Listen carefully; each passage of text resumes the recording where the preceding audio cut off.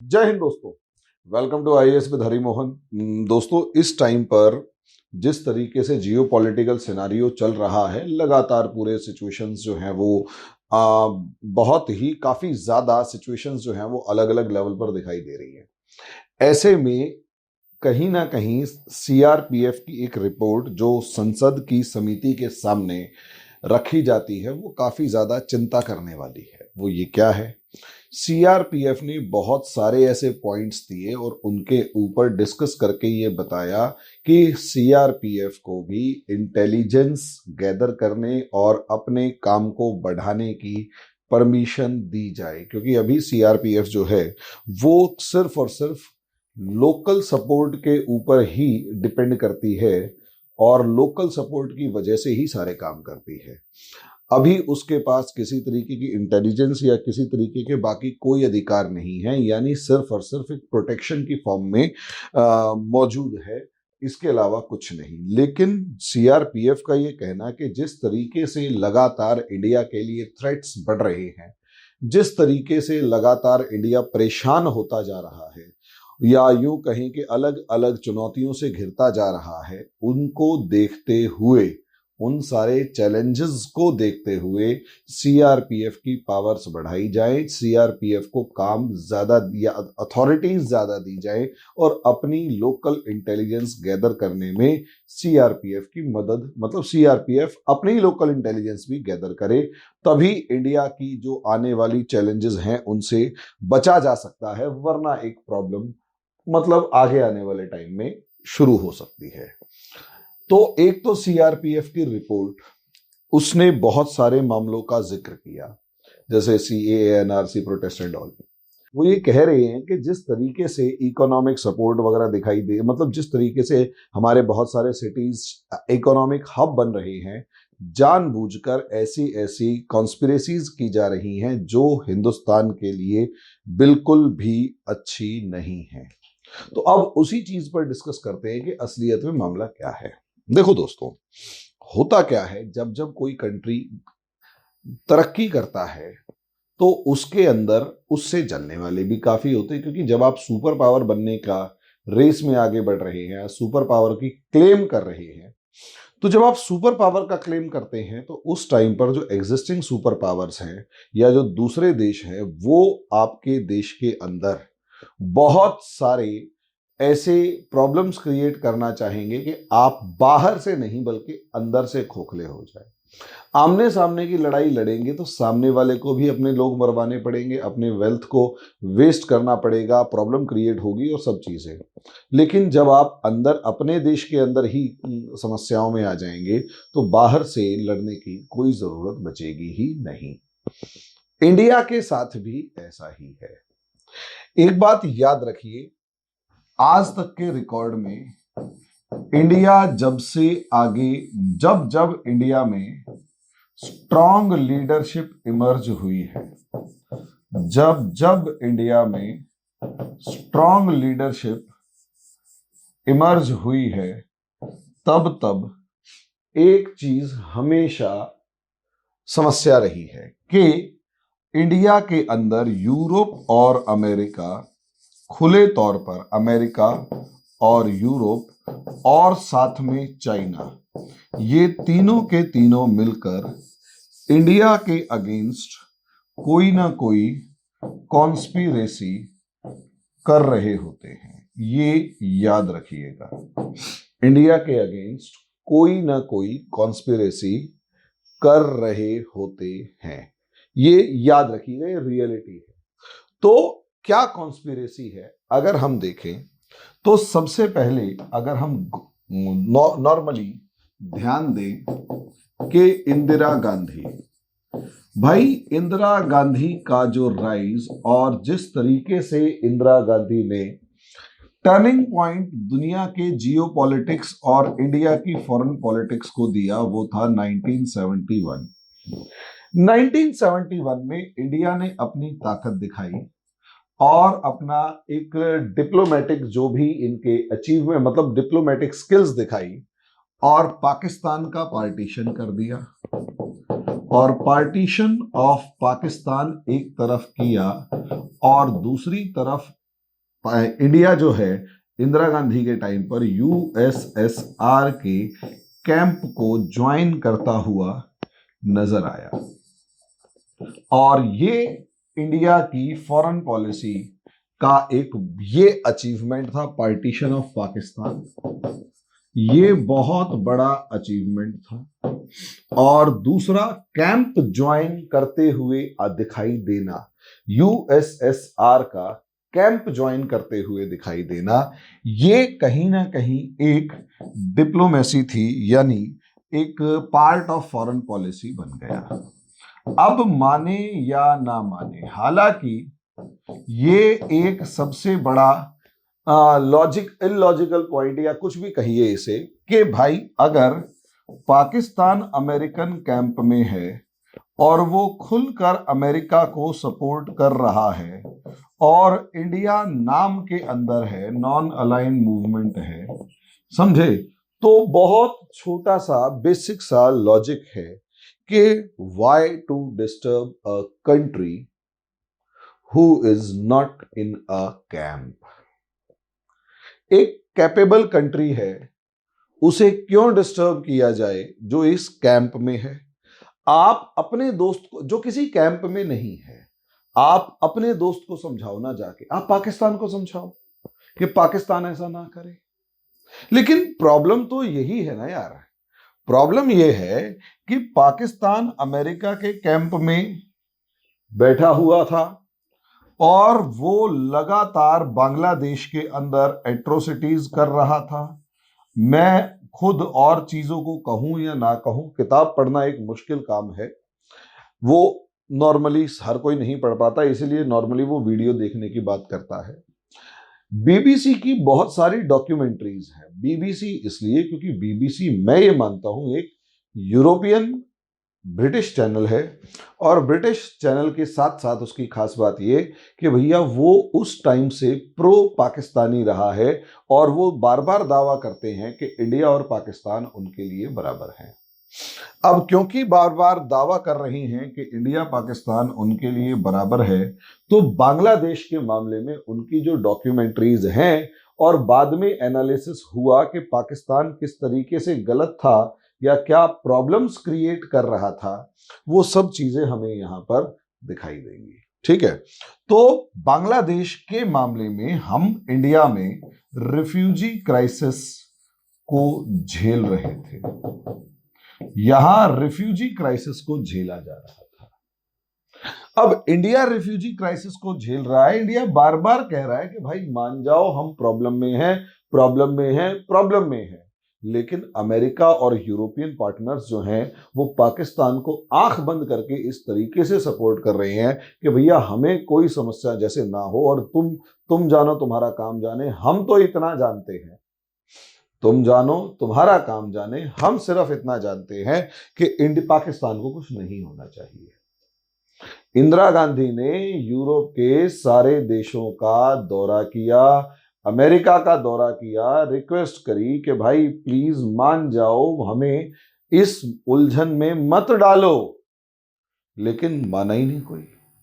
अब नतीजा उसका ये हुआ, क्योंकि नहीं माना, तो नतीजा उसका ये हुआ कि इंदिरा गांधी को लास्ट में अपनी नॉन अलाइनमेंट पॉलिसी से थोड़ा सा अलग हटके कहीं ना कहीं यूएसएसआर के कैंप में जाना पड़ा या ज्वाइन करना पड़ा।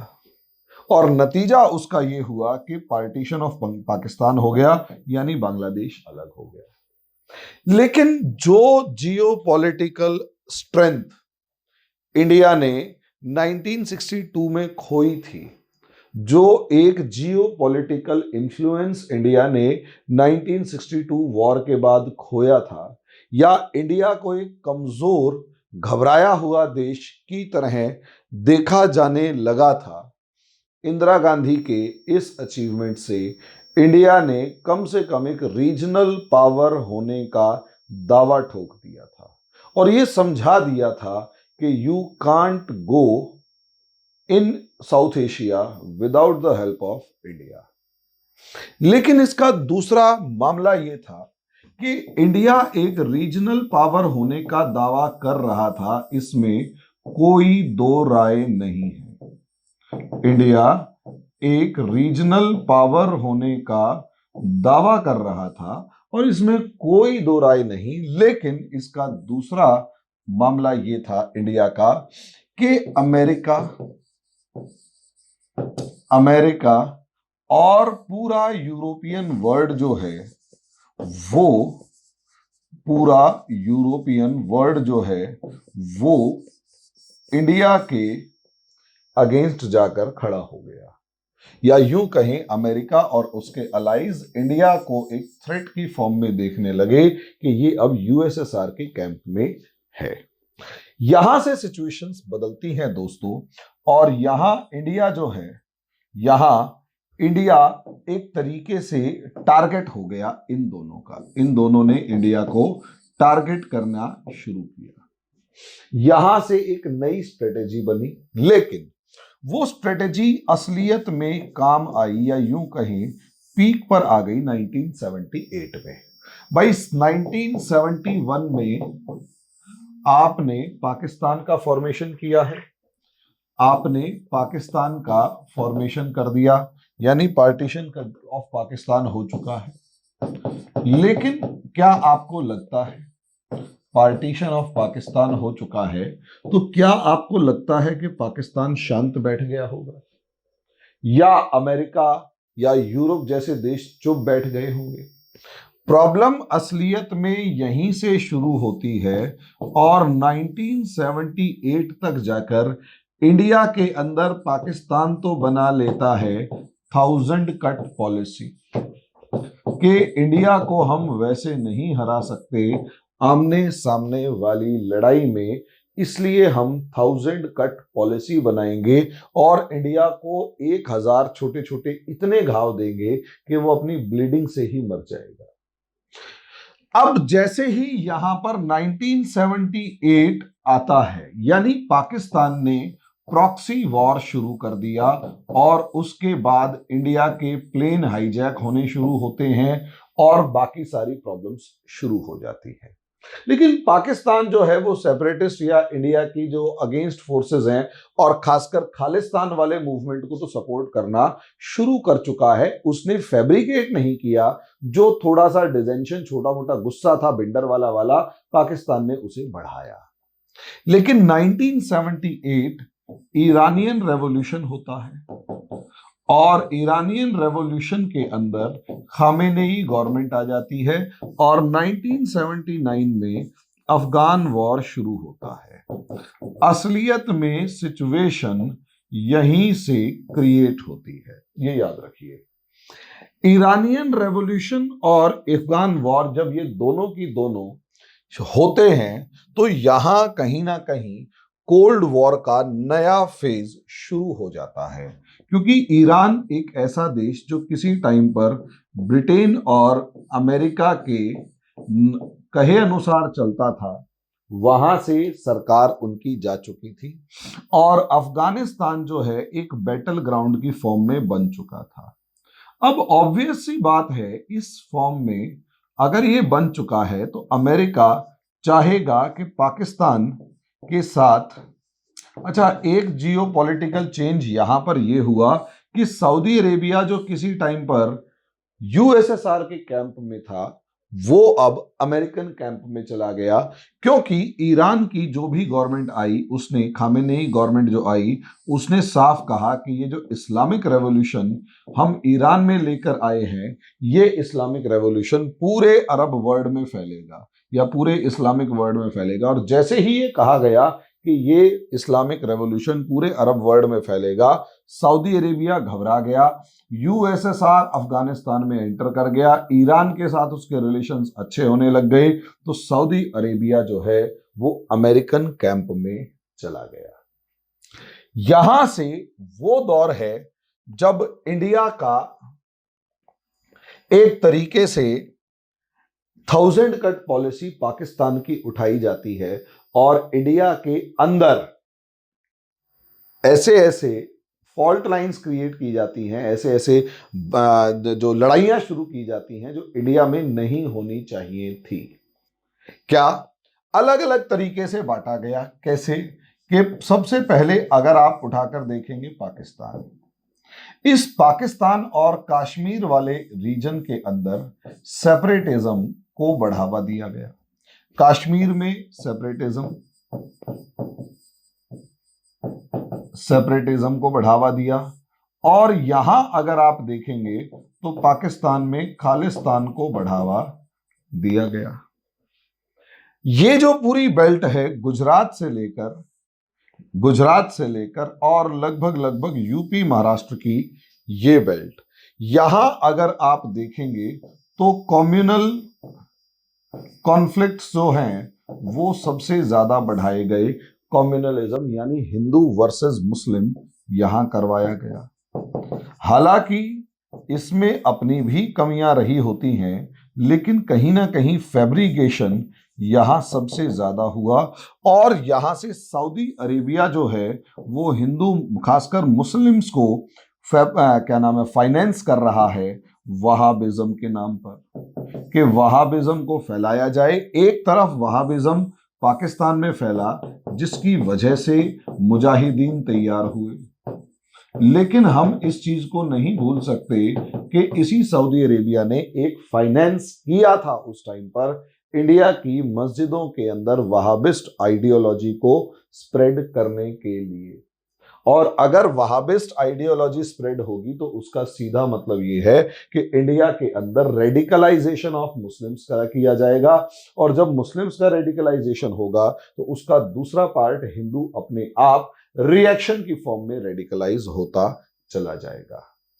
यहां ये जो बेल्ट है ये वाली बेल्ट, यहां किया जाएगा रेड कॉरिडोर का क्रिएशन, और इस रेड कॉरिडोर के अंदर आप देखेंगे हम अपने टाइम पर पढ़ते थे पशुपति से तिरुपति रेड कॉरिडोर और नक्सलिज्म, और एक टाइम ऐसा था कि इंडिया के लगभग 40% रीजन के अंदर नक्सल इन्फ्लुएंस था।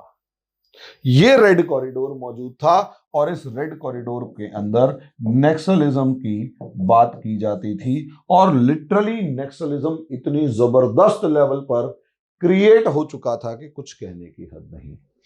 अब इसका अगला पोर्शन अगर आप देखें यहां, तो आसाम से लेकर अरुणाचल प्रदेश से लेकर नागालैंड, मणिपुर, मिजोरम तक यहां पर भी सेपरेटिज्म और इंसर्जेंसी क्रिएट की गई, और इंडिया को यहां इस फॉर्मेट में क्या नाम है, एक तरीके से कि हर कोई नागालैंड, मणिपुर, मिजोरम, आसाम, अरुणाचल सब जगह पर मिलिशिया ग्रुप्स क्रिएट किए गए, इंसर्जेंट्स क्रिएट किए गए, IUCN टाइप के इंसर्जेंट्स क्रिएट किए गए, जिसका काम सिर्फ और सिर्फ इंडिया से अपने आप को अलग करना और आजाद करवाना था। लास्ट पार्ट यहां तमिलनाडु के अंदर अगर आप देखेंगे तो तमिलनाडु के अंदर यहां ये श्रीलंका के इशू से जोड़कर तमिल कॉन्फ्लिक्ट यहां पर क्रिएट करवाया जाए। मतलब आप खुद सोचकर देखिए इंडिया में और केरला के अंदर कम्युनल कॉन्फ्लिक्ट जो थे वो बढ़ाए दिए जाएं, कम्युनल कन्वर्जन करवाया जाए, ताकि आगे आने वाले टाइम में यहां पर भी उसी लेवल पर कॉन्फ्लिक्ट्स शुरू हो जाए। तो सोचकर देखिए इंदिरा गांधी के टाइम पर इंडिया के अंदर ये हुआ था। अब प्रॉब्लम इससे आगे क्या आती है, 1989 यानी इंदिरा गांधी को कमजोर करना है तो इंदिरा गांधी को इंडिया के अंदर वाले इश्यूज में ही इतना ज्यादा उलझा दो कि वो बाहर के बारे में सोच ही ना पाए। तो तभी आप देखेंगे जितनी भी प्रॉब्लम्स हैं वो सारी इंदिरा गांधी के टाइम पर या 1971 वॉर के बाद एकदम से फूट के निकलती हैं और इन्हें बाहर से हर तरीके का सपोर्ट मिलता है। अच्छा, मजे की बात ये कि अलग अलग एरियाज में अलग अलग कंट्रीज फाइनेंस करेंगी। जैसे इस एरिया को फाइनेंस करेगा चाइना, सपोर्ट करेगा। रेड कॉरिडोर वाले मामले को फाइनेंस करेगा चाइना। यहां कम्युनलिज्म को फाइनेंस करेगा सऊदी अरेबिया, और खालिस्तान और कश्मीर को फाइनेंस करेगा पाकिस्तान। भाई दुश्मन तो है ना, और यहां वाले को किसी भी तरीके से मैनिपुलेट किया जाएगा, अलग अलग तरीके, सिंगापुर से यहां पैसा भेज दिया जाएगा। शॉर्ट में कहने का मतलब यह है कि अमेरिका इन सबको हथियार देगा और बाकी इन सब के अंदर लड़ाई करवाएंगे। तो सोच कर देखिए, अफगान वॉर 1989 में खत्म होता है और तब तक वो 1000 कट पॉलिसी इंडिया के ऊपर इफेक्टिवली इंप्लीमेंट होती हुई नजर आती है। समय समय का फेर है। इंडिया की शुरू से आदत रही है कि प्रोग्रेस करना है और इकोनॉमिक प्रोग्रेस करना है। एक तरफ इकोनॉमिक प्रोग्रेस की बात हो रही है और दूसरी तरफ प्रॉब्लम क्या है कि आपके देश के अंदर एकदम से वो प्रॉब्लम्स आनी शुरू हो गई जो कभी प्रॉब्लम्स थी ही नहीं।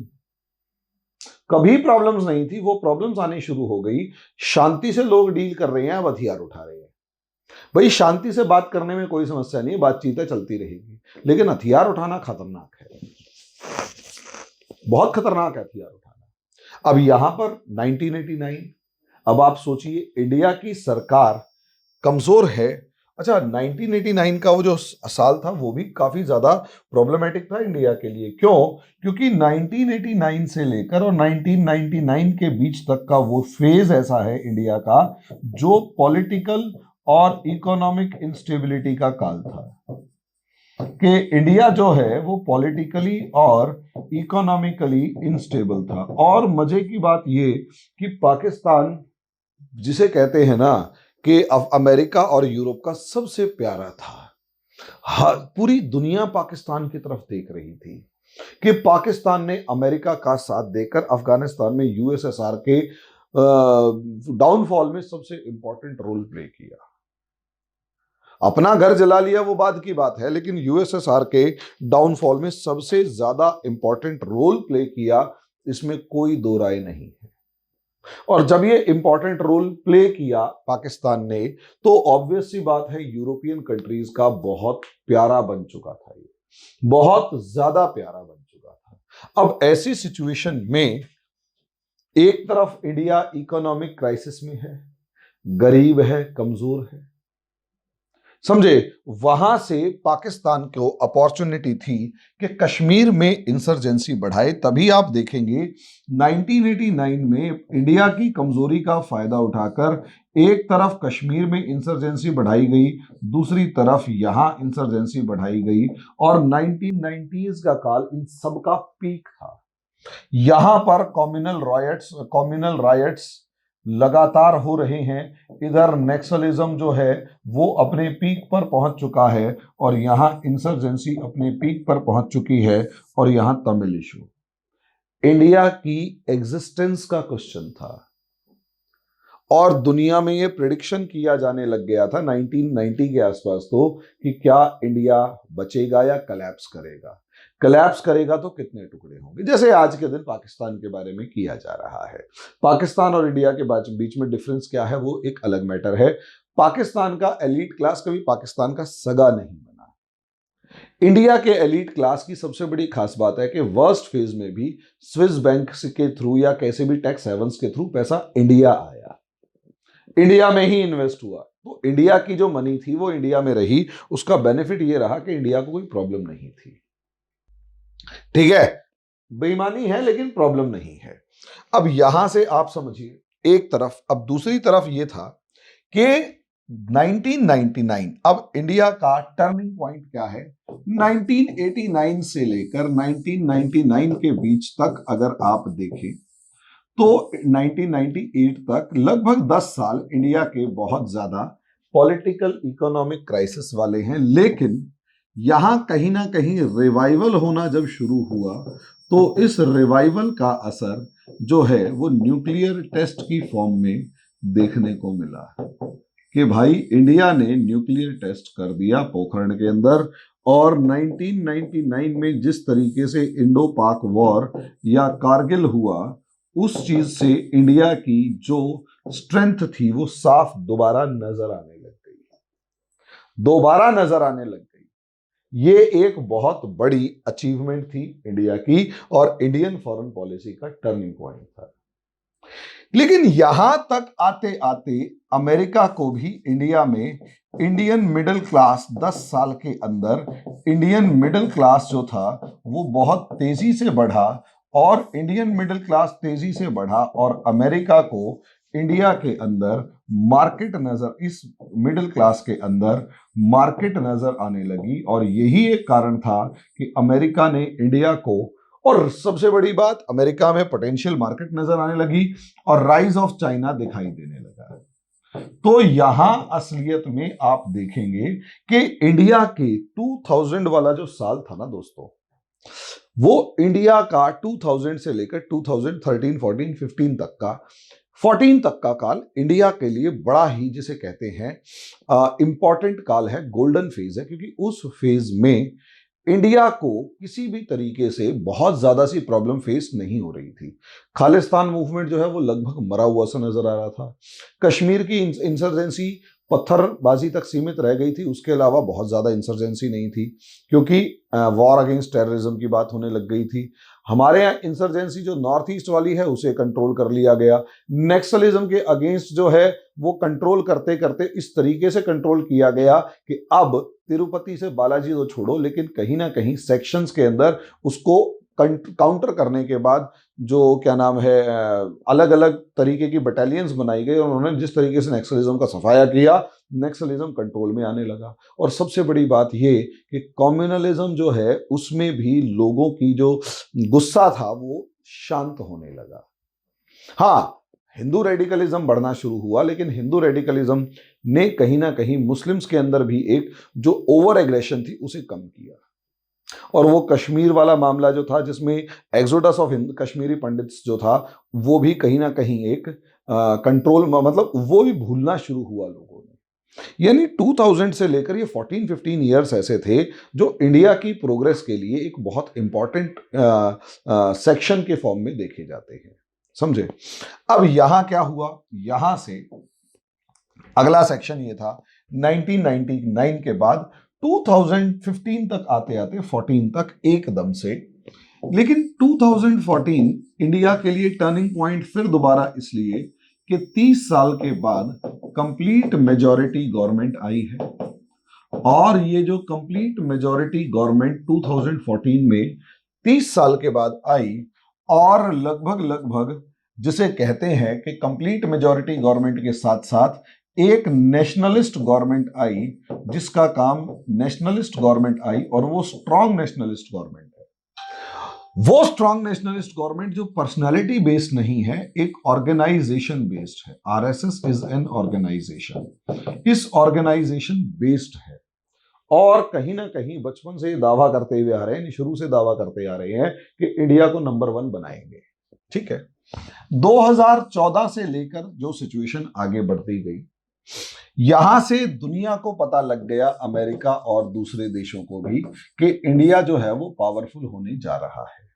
लेकिन 2019 के अंदर दोबारा से इस सरकार का आ जाना दुनिया के लिए एक झटका था कि यार ये बंदा जो 2014 में इतनी तेजी के साथ प्रोग्रेस कर रहा है, सब चीजें हैं, 2019 में दोबारा आ जाना कहीं ना कहीं ऐसा है कि अब इंडिया अगर ये स्टेबल गवर्नमेंट 2-4 साल और 2-4 टर्म्स और देख लेती है, तो इंडिया को रोक पाना किसी भी सिचुएशन में पॉसिबल नहीं होगा।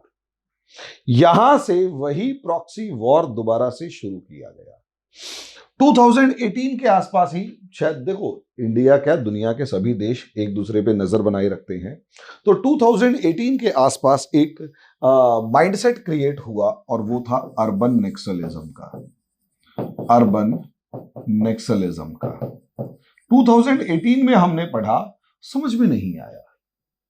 इस अर्बन नेक्सलिज्म को आप उठाकर देखते हैं, अर्बन नेक्सलिज्म का उस टाइम पर बेसिक कंसेप्ट बता दिया गया था कि हम गांव देहात में जंगलों में जंग इसलिए हार गए क्योंकि इंडिया की असली पावर जंगलों में नहीं है, इंडिया की असली पावर शहरों में है। तो ब्लॉक द सिटीज, उस टाइम पर 2018 में डिस्कशन हुआ था कि ब्लॉक द सिटीज, और सिटीज को ब्लॉक करो जो कंट्री का हार्ट है, रोड्स को ब्लॉक करो जो कंट्रीज का हार्ट है।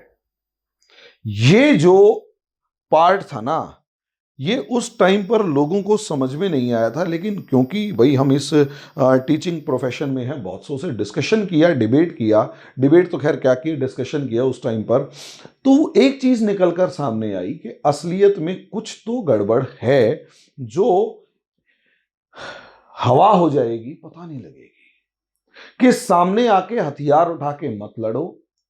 ये 2018 का ही डिस्कशन है दोस्तों। हथियार उठा के मत लड़ो, सामने आकर मत लड़ो, सिर्फ एक काम पे लड़ो। और वो एक काम क्या है? वो एक काम है, कोशिश करो कि बहुत लिमिटेड फॉर्म में लड़ा जाए और आम आदमी को सड़क पे लाओ और सड़क ब्लॉक कर दो। मुद्दे वो उठाओ, मतलब ये यही था ना कि सरकार के ऊपर हमला करो, सरकार की जो शहर है उन्हें रोको। तो अर्बन नक्सलिज्म का असर जो 2018 के अंदर एकदम से ये आया, और तीन चार ये भारद्वाज वगैरह, दो चार लेडीज वगैरह, एक दो लेडीज और जेंट्स वगैरह थे, लेक्चरर्स थे, उनको रोका गया, उनको बंद किया गया। हालांकि उनके कंप्यूटर्स वगैरह में से कुछ खास नहीं निकला, क्योंकि ये विचार है, विचार कभी दिखाई थोड़ा देता है। इसीलिए बुद्धि, क्योंकि बुद्धि जो क्रिएट करती है वो दिखाई नहीं देती, इसलिए बुद्धि सबसे ज्यादा हानिकारक है, सबसे ज्यादा खतरनाक है किसी भी चीज को बर्बाद करते हुए। तो यहां ये अर्बन नक्सलिज्म आपको 2019 में, गवर्नमेंट भी एग्रेसिव थी, क्योंकि जहां तक मुझे लगता है गवर्नमेंट को समझ में आ गया जियो पॉलिटिकल सिनारियो कि आज नहीं तो कल लड़ाई होगी, और दुनिया वाले जो हैं वो बहुत तेजी के साथ इसके ऊपर कहीं ना कहीं कंट्रोल, मतलब लड़ाई करेंगे। तो मैं जहां तक जानता हूं, FCRA यानी फॉरेन कंट्रीब्यूशन, जो रेवेन्यू वगैरह आ रहा था, या जो भी FCRA है, अभी फुल फॉर्म ध्यान नहीं आ रही, तो जो पैसा आ रहा था FCRA के थ्रू, उसको कंट्रोल करने के लिए एमनेस्टी इंटरनेशनल जैसी जो इंस्टीट्यूशंस थे उनको कंट्रोल करने के लिए उसके ऊपर एक्ट्स बनाए गए। वो तूफान मचा था, ये याद कीजिए। पैसा आम आदमी तक अगर पहुंच रहा है, आम आदमी को भड़काने के नाम पर, वो बहुत खतरनाक है। बस उनके अकाउंट्स जैसे ही चेक करने शुरू हुए, तूफान उसी टाइम से मचना शुरू हो गया था। एक तरफ FCRA, दूसरी तरफ NIA जो है वो कश्मीर वालों के ऊपर अटैक कर रही है, कश्मीर वालों पर नहीं, कश्मीर के जो नेता हैं उन पर, कि भाई साहब आप ये बता दो आपके पास इतना पैसा कहां से आया। पैसे का ट्रेल मोदी जी ने जो करना शुरू किया, वो सबसे बड़ी अचीवमेंट है मोदी जी की। अब अर्बन नक्सलिज्म का अगला स्टेप आप सबसे पहले देखेंगे, CAA NRC protest. CAA NRC protest एकदम से निकल कर आया बेसलेस बात पर सड़क रोक के बैठ गई, चार दादियां बिठा दी। दादियां बात नहीं कर सकती, बिल्कुल बात नहीं कर सकती चार दादियां। वो क्या बात करेंगी? वो बस इमोशन तो क्रिएट करेंगी, रियल फैक्ट होगा नहीं। आप सुप्रीम कोर्ट के इंटरलॉक्यूटर भेजोगे तो बात नहीं होगी। सरकार को पता नहीं लग रहा कि करें क्या इसका। ये था अर्बन नक्सलिज्म। दिल्ली में मैं रह रहा था उस टाइम पर, तो मैं जानता हूं भाई साहब, 6-6 10-10 किलोमीटर का जाम, और मतलब पूरी 20 किलोमीटर का दिल्ली जाम में फंसी हुई है, क्योंकि एक मेन रोड ब्लॉक कर दिया है और चारों तरफ क्या है, सिर्फ जाम ही जाम है। और वो ट्रैफिक डायवर्जन इतना खतरनाक है कि समझ में नहीं आ रहा क्या करें, कैसे करें। Life became hello during that phase. दूसरा, जैसे ही CAA NRC खत्म होता है, एकदम से APMC एक्ट, किसान आंदोलन।